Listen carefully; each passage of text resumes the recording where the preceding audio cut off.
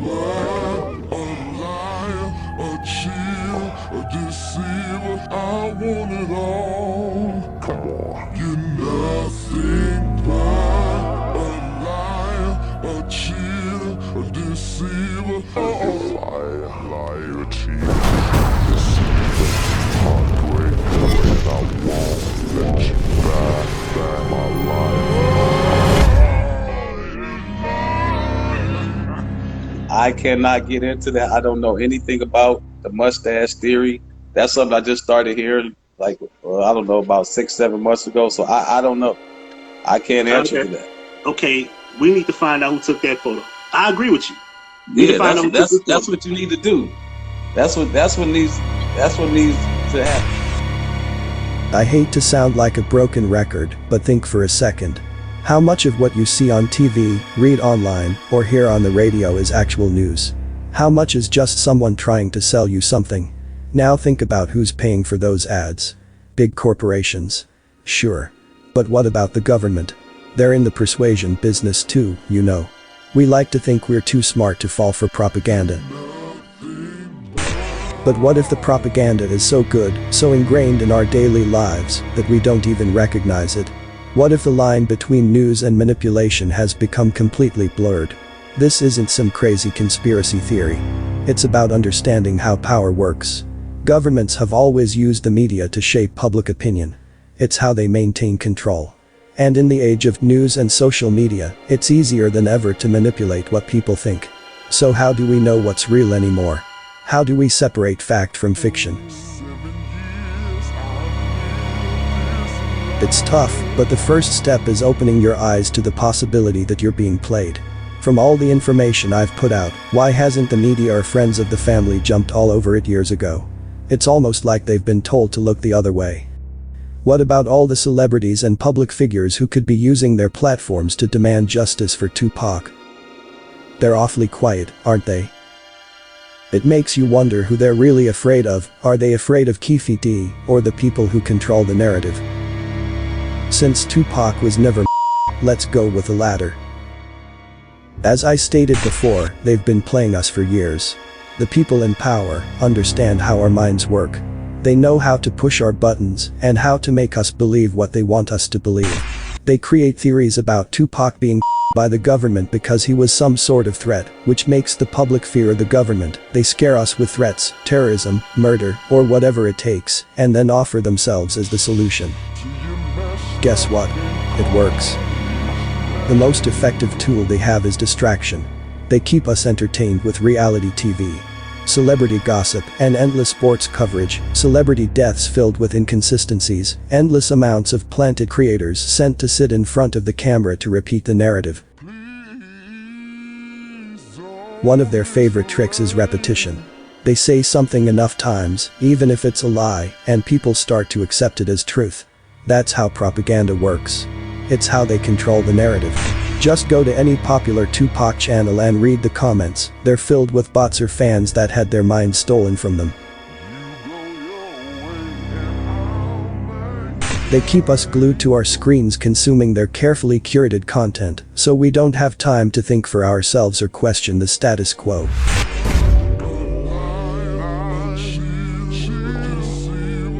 The official story of Tupac's is well known at this point, but if you've followed this channel over the years, you should know there's more to the story. I've pointed out in over 50 videos that there's reason to believe that he's not and he was nothing but an intel creation. Think about it, there was never a body produced. The only evidence we have is the word of the authorities and the word of celebrity friends who have everything to gain by lying. You think it's crazy, but in a world where the media is bought and paid for, I suggest you think deeper.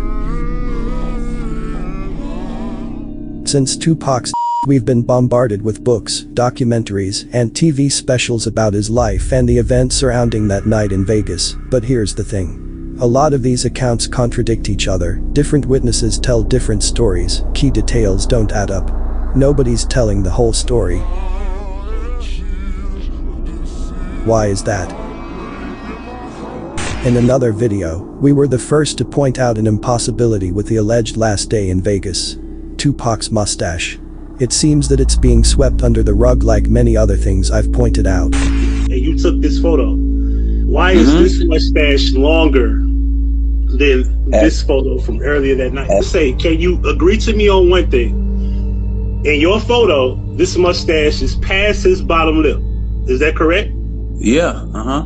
All right. And in this photo, can you agree that this mustache is longer than that mustache from earlier that night? Yeah. This mustache couldn't have possibly grew in the last hour. But you know what you need to do? you know what you need to do? You need to get with the person that took that other picture. How did it change in just a few hours? Leonard's claims were met with suspicion and scrutiny. The photo itself lacks any verifiable proof that it was taken on September 7, 1996. We took Leonard's challenge to find the other person who took this photo. Well, here she is.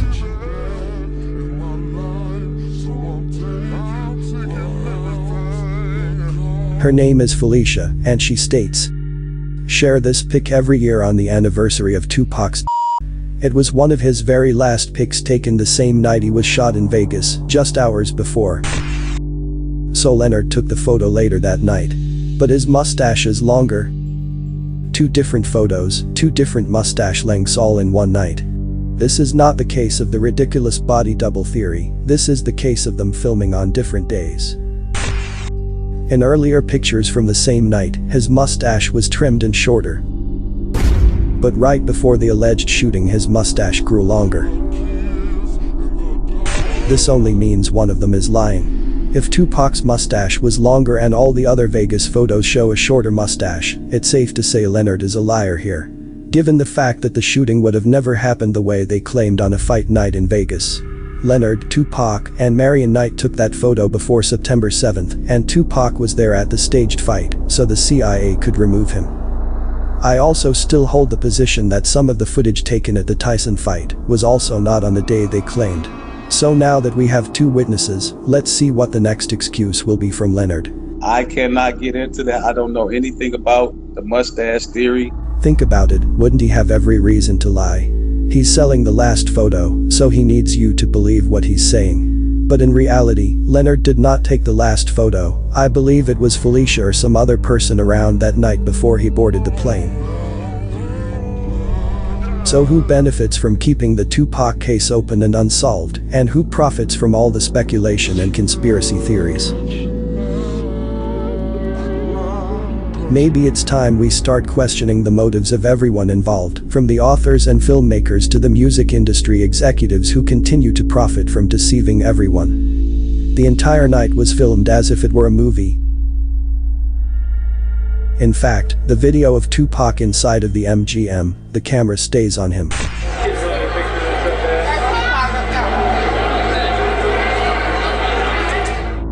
The footage was being filmed by Wayne Morris, a film and television producer and production manager. A few of those projects include Mortal Kombat and The In-Betweeners, just to name a few. They already knew a movie about Tupac would be in the works, so I wonder, was Wayne there filming Tupac, taking notes, filming the movie years before the theatrical release? It appears that way because he was also involved in the movie All Eyez on Me, the feature biopic of Tupac. So we have a guy that just so happens to take the last picture of Tupac working on Hollywood movie cars, and we also have a Hollywood producer filming Tupac inside of the MGM. Interesting.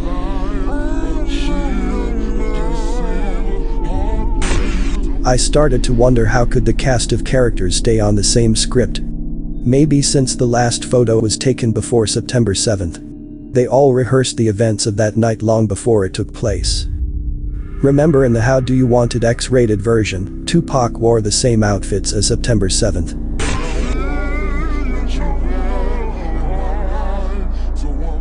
And if you pause it at the right time, you will see his mustache is about the same length as Leonard's last picture.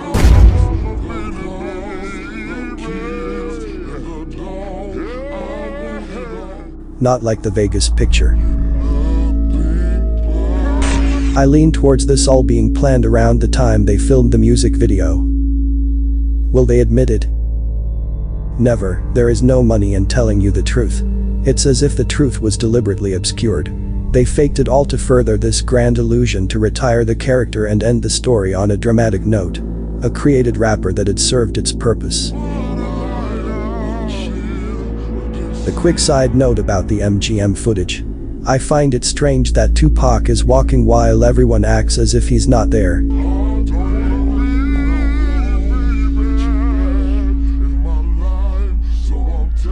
Yet this contradicts the footage of the fight, where it seems the entire MGM follows him.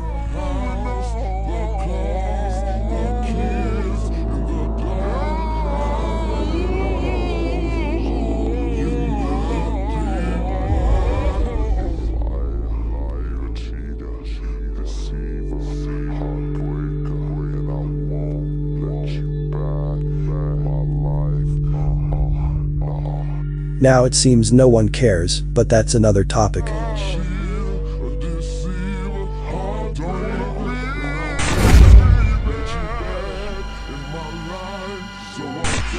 Since I started the 2pac hoax channel, we've all been left with numerous unanswered questions. Who was behind this fake murder? Who was behind the script? How can fans completely ignore all the signs of Tupac being an intel creation? Why has justice been so elusive? And, to me, perhaps most intriguingly, how can so-called truth seekers expose the government, but somehow let people such as Tupac and Malcolm X fool them into thinking they were organic and against the establishment? How can they not see that Tupac wasn't who they thought he was? Are we the few critical eyes that know the persona we all admired was a carefully constructed facade? If you're new here, let's think about it. He exploded onto the scene with a raw, unfiltered message that resonated with millions. His lyrics spoke to the struggles and realities of life in a way that felt authentic. But was this message genuine? Or was it a carefully crafted narrative designed to appeal to a specific audience, crafted to mislead and manipulate? To keep us focused on certain issues while ignoring others? Tupac's life was a whirlwind of controversy, arrests, and public feuds. His life was as dramatic as his music, a plan to keep him in the public eye and maintain his influence, while distracting us from the real issues. Far more important but less sensational. Let's not forget Tupac's messages about fighting the system. They seemed revolutionary. Right. But what if they were just empty words meant to pacify the masses while the real puppet masters pulled the strings? His words sounded powerful but ultimately led nowhere. I still get comments saying, but why would the CIA go to such lengths? What could they possibly gain from this elaborate deception? The answer lies in control. Control over the narrative, control over the culture, and control over the minds of the people. By creating a figure like Tupac, they could influence a generation, shape cultural narratives, and distract the public from their true machinations. Every song, every interview, every public appearance was a piece of the puzzle. Every major event in Tupac's life was magnified and sensationalized. It was all part of the show. It kept us talking, kept us distracted. Just like Drake and Kendrick's fake beef. The truth is, we may never know the full extent of the CIA's involvement. But we have a really good idea. The web of deception is too intricate, too well crafted. One thing is clear. The story of Tupac is far more complex than we were led to believe. It's a story that challenges our understanding of reality. So, next time you listen to his music or watch his interviews, take off your Tupac shirt and bandana.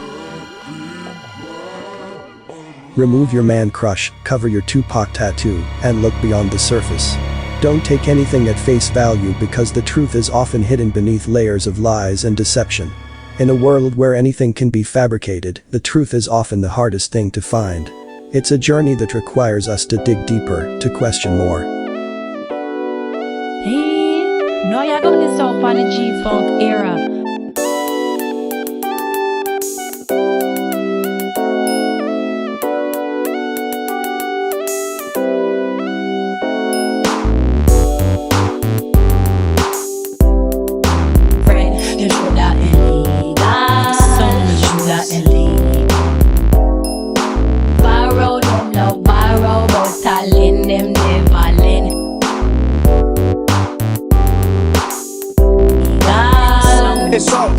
simple. I roll just to serve a lifetime with my niggas. It's crucial when I name how many niggas got my back, never lack. But you still know the time I'm that nigga staying down for the whole team. But Warren G, right where I go, put his shoulder in me. And so the dime on your outfit, serve it tight. And so shoulder in me. I stay true to the game. This is for the homies, stay down for your pay. I can only bring it to you like this.